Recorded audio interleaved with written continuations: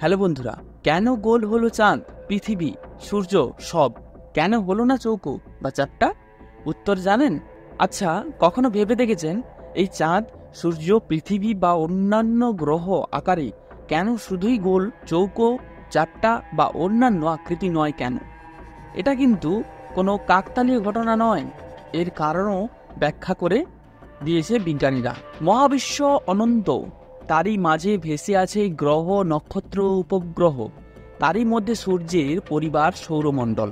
আচ্ছা, কখনো ভেবে দেখেছেন এই চাঁদ, সূর্য, পৃথিবী বা অন্যান্য গ্রহ আকারে কেন শুধু গোল, চৌকো, চ্যাপ্টা বা অন্য আকৃতির নয় কেন?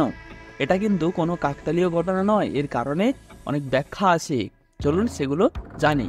উল্কাপিণ্ড বা গ্রহাণুর আকার অবশ্য বিভিন্ন হয়, তেমনি একেবারেই অন্যরকম হয় নীহারিকার গঠন। কিন্তু গ্রহ, উপগ্রহ বা নক্ষত্রের কথা বলতে গেলে সামান্য এদিক ওদিক হলেও আকার মোটের উপর সেই গোলই হয়ে যায়।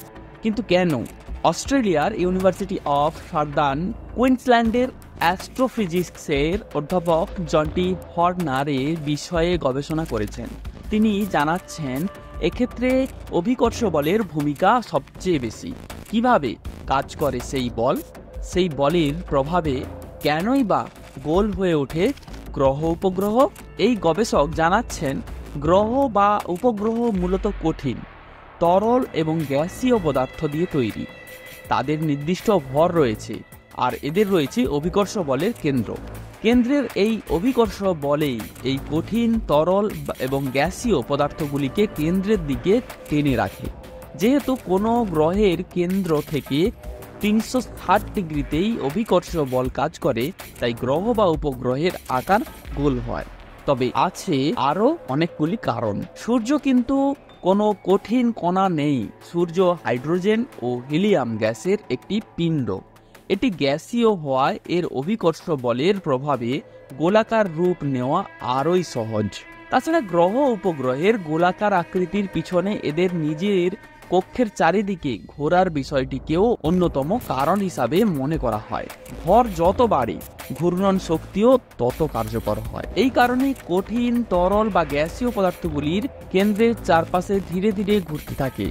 তারপর ঘুরতে ঘুরতে ক্রমশ ধারণ করে গোলাকার আকৃতি, অর্থাৎ গ্রহের আকৃতি নির্ধারণ করে মাধ্যাকর্ষণ বল এবং নিজের কেন্দ্রের চারপাশে এই ঘূর্ণন। তো বন্ধুরা, আমরা আজকের এই ভিডিওতে জানলাম যে সূর্য, চাঁদ, পৃথিবী এবং অন্যান্য গ্রহ, উপগ্রহ কেন এরা চৌকো হয় না বা চ্যাপ্টা হয় না, গোল কেন হয়। ভালো থাকবেন, পরের ভিডিওতে আবার দেখা হবে। চ্যানেলটি সাবস্ক্রাইব করতে ভুলবেন না। ধন্যবাদ।